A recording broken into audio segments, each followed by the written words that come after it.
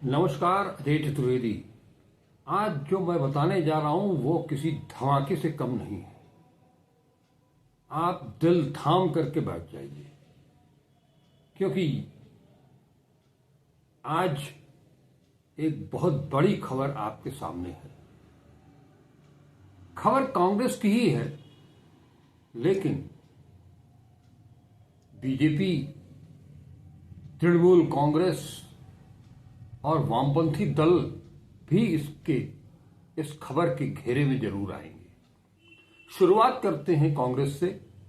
आप सभी अच्छी तरह से वाकिफ हैं कि आने वाले कुछ महीनों के भीतर 5 राज्यों में चुनाव होने हैं विधानसभा के, जिसमें पश्चिम बंगाल है, तमिलनाडु है, आसाम है, पांडिचेरी है, केरल है। इन 5 राज्यों के लिए अभी से कांग्रेस ने अपनी तैयारी शुरू कर दी है। प्रत्याशी चयन को लेकर के अब बहुत जल्द माथापच्ची शुरू हो जाएगी कांग्रेस के भीतर। इसके लिए बाकायदे कांग्रेस अध्यक्ष मल्लिकार्जुन खड़गे ने 5 राज्यों के लिए प्रत्याशियों के चयन की खातिर स्क्रीनिंग कमेटी की घोषणा भी कर दी है। स्क्रीनिंग कमेटी की बात करें तो ये स्क्रीनिंग कमेटी का काम होगा कि उन राज्यों में जहां पर कि चुनाव होने हैं वहां जिताऊ उम्मीदवारों की तलाश कर सके, उन्हें टिकट दिया जा सके, वाजिब कैंडिडेट ही चुनाव के मैदान में उतरे और वो ऐसा कैंडिडेट हो जिस पर सबको भरोसा हो। ऐसा नहीं कि वो नामांकन दाखिल करने के बाद अपना नाम वापस लेकर के चुनाव मैदान से बाहर हो जाए और विपक्ष को, यानी कि भारतीय जनता पार्टी आरएसएस और गुजरात लॉबी को विधानसभा सीट से निर्विरोध कोई विधायक मिल जाए। ऐसा अतीत में 2024 के चुनाव में, लोकसभा के चुनाव में हम सब ने देखा था। और अभी फिलहाल महाराष्ट्र में जो मेयर के चुनाव हुए हैं उसे लेकर के भी हंगामा मचा। तब जाकर के महाराष्ट्र चुनाव आयोग ने उसकी जांच कराने की सिफारिश की है, जांच कराने का फैसला किया है। सिफारिश क्या करेंगे तो मैं पहले आपको उन नामों के बारे में बता दूं जिन्हें स्क्रीनिंग कमेटी में रखा गया है। बात असम से करते हैं शुरू, क्योंकि असम में कांग्रेस और बीजेपी आमने सामने है। यहां कोई तीसरी पार्टी नहीं है, यहां कोई गठबंधन का भी कोई मतलब नहीं रह जाता है। लड़ाई सीधे सीधे गांधी परिवार और हेमंत विश्वा शर्मा के बीच में है। वो हेमंत विश्वा शर्मा जो कांग्रेस से नाराज होकर के, राहुल गांधी से नाराज होकर के कांग्रेस छोड़े और बीजेपी यानी कि गुजरात लॉबी, नरेंद्र मोदी और अमित शाह ने उन्हें लपक लिया, असम के मुख्यमंत्री बना दिए गए। पिछली बार लोकसभा चुनाव के दौरान या उससे पहले जब न्याय यात्रा निकली थी राहुल गांधी की, और वो जब असम में पहुंचे थे तो हेमंत विश्वा शर्मा ने क्या क्या नहीं किया। हर तरफ से घेरने की कोशिश की, वो असम के भीतर कहीं जा ही न सके। लेकिन सबसे बड़ा तमाशा तो उस दिन हुआ था जिस दिन उत्तर प्रदेश में अयोध्या में राम जन्मभूमि स्थल पर रामलला के भव्य मंदिर का लोकार्पण कर रहे थे प्रधानमंत्री नरेंद्र मोदी। और उसी दिन एक मंदिर में जाने के लिए हठ जमाए हुए बैठे थे राहुल गांधी। जाने से मना कर दिया, कॉलेज में जाने से मना कर दिया, यूनिवर्सिटी में जाने से मना कर दिया। बावजूद उसकी यूनिवर्सिटी के छात्र और शिक्षक भी उनसे मिलने के लिए सड़क पर चले आए। वो असम राहुल गांधी और हेमंत बिस्वा शर्मा के बीच जो तनातनी है, वो उतनी तनातनी शायद नरेंद्र मोदी, अमित शाह और राहुल गांधी के बीच में नहीं होगी। सवाल बिस्कुट का है, सवाल कुत्तों का है। राहुल गांधी की जो एक खासियत है कि वो जिसे चाहते हैं, दिल से चाहते हैं, और जिसे दिल से एक बार उतार दिया उसे पीछे मुड़ करके कभी नहीं देखते। उसके लिए या उसकी जगह उनके स्वामी भक्त कुत्ते जरूर ले सकते हैं, लेकिन वो शख्स नहीं। खैर, बात करते हैं। इतनी सारी भूमिका इसलिए बताई कि असम में स्क्रीनिंग कमेटी का जो चेयरपर्सन बनाया गया है वो और कोई नहीं, राहुल गांधी की बहन प्रियंका गांधी वाड्रा हैं, जो कि वायनाड से सांसद हैं।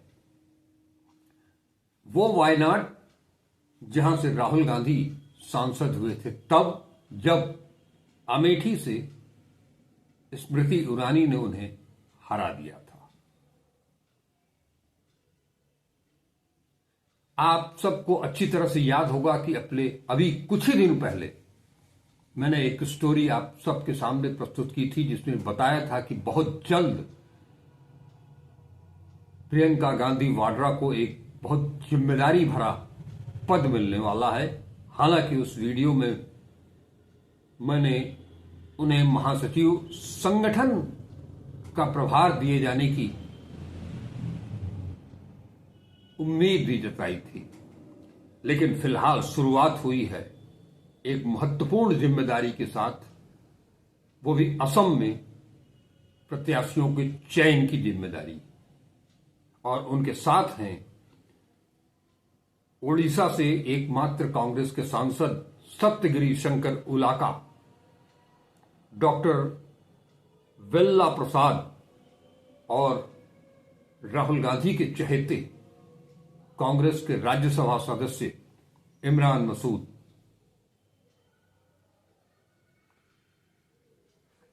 इस चौकड़ी में प्रियंका गांधी को बाकायदे चेयरपर्सन बनाया गया है। अब हम बात थोड़ी सी करेंगे राजनीति की। ये पहली बार है जबकि इतनी महत्वपूर्ण जिम्मेदारी प्रियंका गांधी वाड्रा को दी गई है। इससे पहले एक जिम्मेदारी उन्हें 2019 में दी गई थी, जब वो सक्रिय राजनीति में पहली बार आई थी। उत्तर प्रदेश का प्रभारी बनाया गया था। लड़ाई इन्होंने यहां भी बहुत दमदार लड़ी, लेकिन उनके जो कुछ सिपह सलार थे, उन्होंने उनकी सोच पर पानी फेर दिया। आपको याद होगा, एक नई लकीर खींचने की कोशिश की थी 2022 में प्रियंका गांधी ने। लड़की हूं, लड़ सकती हूं, लेकिन तत्कालीन कांग्रेस संगठन उनके उस बड़ी लकीर को समझ नहीं पाया, और नतीजा आपके सामने है। आप सभी उससे वाकिफ हैं, उसको दोहराने की जरूरत नहीं है। लेकिन उसके बाद से जब उनसे ये पद, उत्तर प्रदेश के प्रभारी का पद लिया गया, तब से वो कोई जिम्मेदारी वहन नहीं कर रही थी। कयास लगाए जा रहे थे कि क्या मिलेगा। वायनाड से सांसद बन करके आने के बाद संसद के भीतर जो उन्होंने अपने तेवर दिखाए, वो तेवर चाहे संसद के भीतर वंदे मातरम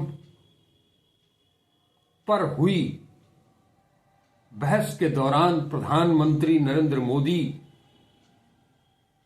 की वो कट पेस्ट वाली रणनीति, जिसको लेकर के वो आधी अधूरी सूचना पब्लिक के सामने देते हैं, वही आधी अधूरी सूचना उन्होंने संसद में सांसदों को देने की कोशिश की, जिसका खुलासा बड़े सलीके से 12 साल और 12 महीने की तुलना करते हुए प्रियंका गांधी ने प्रधानमंत्री नरेंद्र मोदी को एक बढ़िया सबक सिखाया था। वही प्रियंका गांधी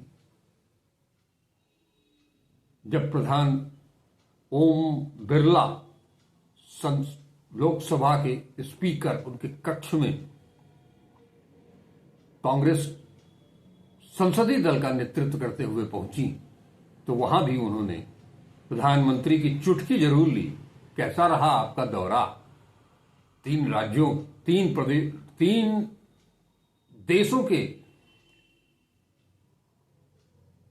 दौरे पर गए थे, वहां से लौट करके आए थे। वो हंसी ठिठोली का माहौल भी बना। उसके बाद से ही ये माना जाने लगा था कि प्रियंका को बहुत जल्द एक बड़ी जिम्मेदारी मिलने वाली है। हालांकि उन्होंने अपनी रणनीति से, अपनी राजनीतिक सूझबूझ से कई राज्यों के संकट को दूर किया है कांग्रेस के लिहाज से। बात चाहे हिमाचल प्रदेश की जाए, चाहे राजस्थान की जाए, चाहे छत्तीसगढ़ की जाए। लेकिन अब एक नई जिम्मेदारी है। असम, जहां 10 साल से बीजेपी सत्ता पर काबिज है और कांग्रेस को वहां वापसी करनी है। पूर्वोत्तर का राज्य है, लगभग 35% मुस्लिम आबादी है। अगर इस लिहाज से देखें तो एक बड़ी, वहां एसआईआर पहले हो चुका है। एसआईआर क्या, एनआरसी हो चुका है, सीए हो चुका है, लेकिन उसकी रिपोर्ट सार्वजनिक नहीं की गई, क्योंकि वो सार्वजनिक होती रिपोर्ट तो बीजेपी आरएसएस को ही ज्यादा नुकसान होता, क्योंकि जो गैर नागरिक, जो गैर हिंदुस्तानी वहां सामने आए थे, उसमें हिंदुओं की तादाद कहीं ज्यादा है। इस लिहाज से समीकरण साधने के लिए और पार्टी को जीत दिलाने की बड़ी जिम्मेदारी, महती जिम्मेदारी प्रियंका गांधी को मिली है। उसे इस परिप्रेक्ष्य में भी देखा जाना चाहिए कि 2024 का लोकसभा चुनाव, जब कांग्रेस, राहुल गांधी, इन दोनों के बूते, इंडिया गठबंधन को भी शामिल कर लीजिए, तो 400 पार का नारा देने वाली बीजेपी और उसके सांसदों को उस वक्त मुंह की खानी पड़ी जब वो अकेले दम पर बहुमत से भी दूर हो गए। 240, 220, 240 तक सिमट गए। लेकिन उसके बाद से जब पलटवार किया अपनी रणनीति के हिसाब से, अपनी एजेंसियों को लेकर के, इलेक्टोरल बॉन्ड का दूसरा रूप, ट्रस्ट के माध्यम से अकूत धन संपदा बटोर करके, चुनावों के दौरान गाली गलौज करके,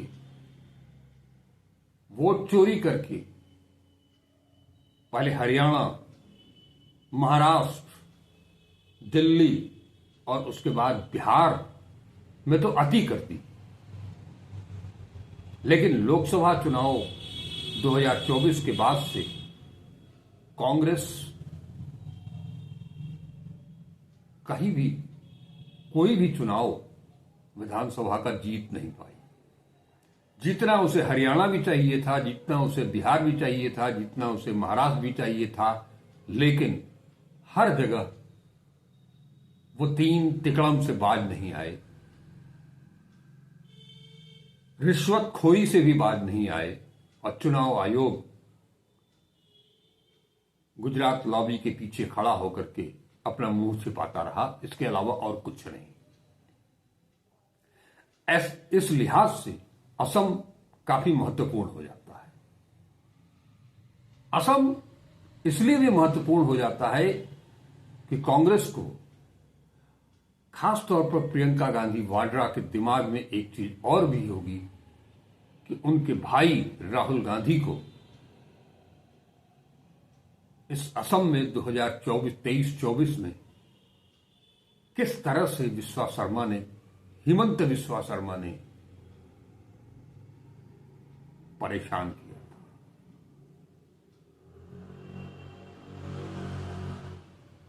वहां जो स्थिति है वो बहुत 126 सदस्यीय विधानसभा है। उम्मीद की जा रही है, ऐसी संभावना व्यक्त की जा रही है कि अप्रैल मई में चुनाव वहां होंगे। लिहाजा ये बहुत ही कठिन डगर है प्रियंका गांधी के लिए। लेकिन प्रियंका गांधी हो, राहुल गांधी हो, सोनिया गांधी हो या गांधी नेहरू परिवार का कोई भी सदस्य हो, उसे तो चुनौतियां प्यारी हैं। गंभीर से गंभीर समस्याएं उन्हें रास आती हैं। हल्के फुल्के कामों के लिए तो किसी और को उतार दिया जाता है सामने। असम बेहद महत्वपूर्ण है कांग्रेस के लिए, इंडिया गठबंधन के लिए 2029 के लोकसभा चुनाव की दृष्टि से भी। और सबसे बड़ी चीज, इन 5 राज्यों में कांग्रेस को अपनी दमदार उपस्थिति दर्ज करानी होगी, खास तौर पर राज्यसभा के लिहाज से। अगर राज्यों में कांग्रेस घटती चली गई तो राज्यसभा में उसकी सदस्य संख्या भी कम होती चली जाएगी।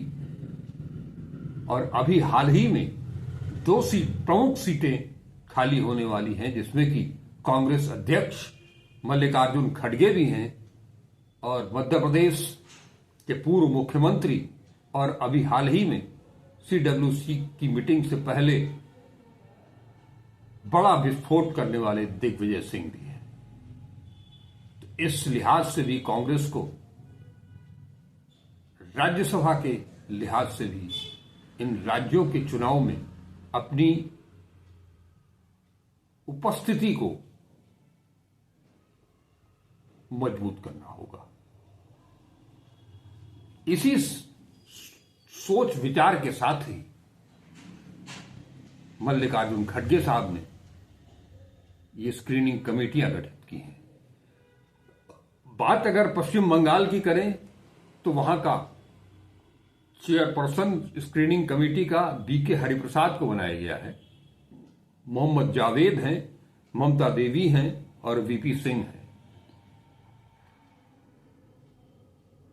पश्चिम बंगाल में कांग्रेस की स्थिति बहुत खराब है। वो अकेले चुनाव लड़ेगी, इसके भी आसार ज्यादा दिखाई दे रहे हैं, क्योंकि ममता बनर्जी कांग्रेस के साथ चुनाव लड़ना स्वीकार करेंगी, वामपंथी दलों के साथ मिलकर के चुनाव लड़ना स्वीकार करेंगी। इस पर अभी कुछ खुलासा हुआ नहीं है और अंत तक भी क्या कुछ होना है, क्योंकि वहां फरवरी मार्च में ही चुनाव होने हैं। अगले 2 महीने के भीतर वहां चुनाव हो जाने हैं। इस लिहाज से महत्वपूर्ण राज्य पश्चिम बंगाल भी है, जहां बीजेपी एड़ी चोटी का जोर लगाए हुए है कि किसी न किसी तरह से अब की बार पश्चिम बंगाल में अपनी पैठ बनाई जाए। लेकिन उसका जोड़, उसका तोड़ ममता बनर्जी के पास है। लड़ाई दोनों के बीच कांटे की होनी है। इस लिहाज से ये भी राज्य बहुत महत्वपूर्ण है। बात करें केरल की, तो केरल में वामपंथी इंडिया गठबंधन के दल ही आपस में लड़ते हुए दिखाई देंगे तो कोई अतिशयोक्ति नहीं। बीजेपी वहां भी अपनी पार्ट बनाने के लिए आतुर है। हालांकि केरल में आरएसएस बहुत दिनों से है, लेकिन सरकार बीजेपी की कभी नहीं बनी। अब की बार कांग्रेस के लिए वहां भी मौका है। लिहाजा 2012 की बात अगर करें तो 2012 में उत्तर प्रदेश के प्रभारी बनाए गए मधुसूदन मिस्त्री को यह जिम्मेदारी सौंपी गई है as a chairperson screening committee कि वो उनके नेतृत्व में ऐसे प्रत्याशी लाए जाएं सामने जो लड़ सकें, भिड़ सकें और जीत सकें। मधुसूदन मिस्त्री का हाथ बटाएंगे इस काम में डॉक्टर सैयद नासिर हुसैन, नीरजा डांगी और अभिषेक दत्त। बात अगर तमिलनाडु की जाए और पांडुचेरी की, पहले तमिलनाडु की बात करते हैं। हालांकि नाम दोनों का इसलिए लिया कि दोनों के लिए स्क्रीनिंग कमेटी एक ही है, जिसमें छत्तीसगढ़ के जाने माने कांग्रेस नेता टीएस सिंह देव को चेयरपर्सन नियुक्त किया गया है, जबकि उनके साथ यशोमती ठाकुर, जीसी चंद्रशेखर और अनिल कुमार यादव हैं। तमिलनाडु वो क्षेत्र है, वो राज्य है जहां कांग्रेस स्टालिन के साथ है, डीएमके के साथ है। डीएमके जो हाल बिहार में था, जदयू के पीछे राजद के पीछे पिछलग्गू टीम की तरह कांग्रेस बिहार में थी, उसी तरह से डीएमके के पीछे कांग्रेस खड़ी है। वहां भी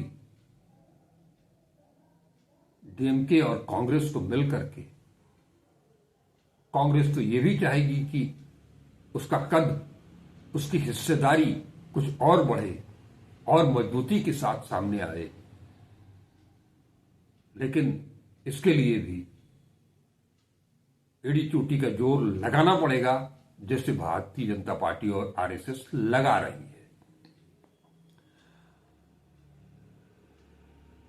पांडुचेरी भी महत्वपूर्ण है, छोटा सा राज्य है। वहां भी इस लिहाज से कांग्रेस के लिए महत्वपूर्ण है कि ज्यादा से ज्यादा राज्यों में अपना आधिपत्य जमाना है। राज्यसभा, राज्यों में जीत और राज्यसभा में सीट बढ़ाने की बात इसलिए भी की जा रही है कि जिस ढंग से भारतीय जनता पार्टी और आरएसएस ने मिलकर के 2024 के चुनाव में 400 पार का नारा सिर्फ इसलिए दिया था कि उन्हें संविधान बदलना था। वो सपना तो 2024 में टूट गया, पूरा नहीं हो सका। लेकिन हालात जिस तरह से बन रहे हैं, चल रहे हैं, अगर उसमें परिवर्तन नहीं हुआ, विपक्षी दल राज्यों में अपनी सरकार नहीं बना पाते हैं, अपनी अच्छी पैठ नहीं बना पाते हैं विधानसभा के भीतर, तो वहां एकाधिकार धीरे धीरे भारतीय जनता पार्टी का बढ़ेगा और जो काम 2024 में नहीं हो सका था, वो उसे पूरा करने के लिए 2029 में आरएसएस और बीजेपी कुछ रख नहीं छोड़ने वाली है। और अगर ऐसा हुआ तो इस देश के साथ, संविधान के साथ और लोकतंत्र के साथ क्या होगा, उसकी कल्पना भी अभी नहीं की जा सकती है।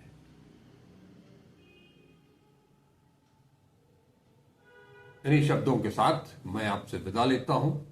उम्मीद करता हूं कि वीडियो अच्छा लगा होगा, लिहाजा इसे ज्यादा से ज्यादा शेयर भी करेंगे। और अब तक अगर चैनल को सब्सक्राइब नहीं किया है तो सब्सक्राइब भी करेंगे। नमस्कार, अजय चतुर्वेदी।